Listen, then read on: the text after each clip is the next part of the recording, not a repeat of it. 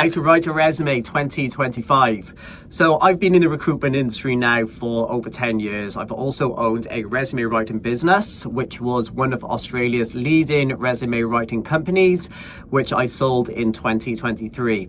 So during my time, I have seen through and through what works and what doesn't in a resume. Firstly, keep your resume clear, keep it concise. A recruiter or a hiring manager needs to get a good understanding of your experience within the first 10 seconds of opening up your resume. To do this, make sure that your responsibilities and achievement sections are split up by bullet points.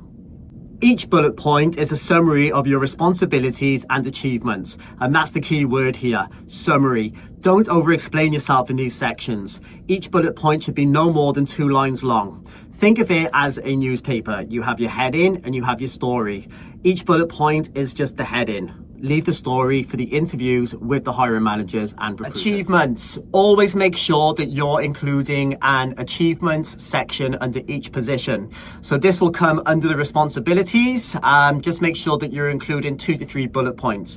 So achievements can be anything from increase sales by 30% over a 2-year period, reduce the cost of stationery for my office, looked after a team of 2 to 3 employees. Whatever you can put in this section, just make sure that you're including 2 to 3 bullet points for your achievements.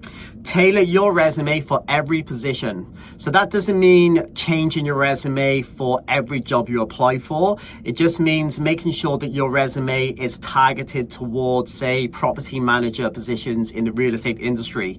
So if you are going forward for them positions, just make sure that you're including property manager within the summary, and the skills are targeted towards property manager positions. And if you do have experience as a property manager in the past, obviously you're including this within the responsibilities section.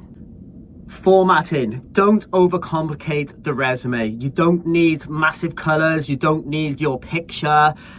You don't need column after column, which is just going to really overcomplicate things. The hiring manager and the recruiter don't know where to look. You're looking left, you're looking right, you're looking up, you're looking down.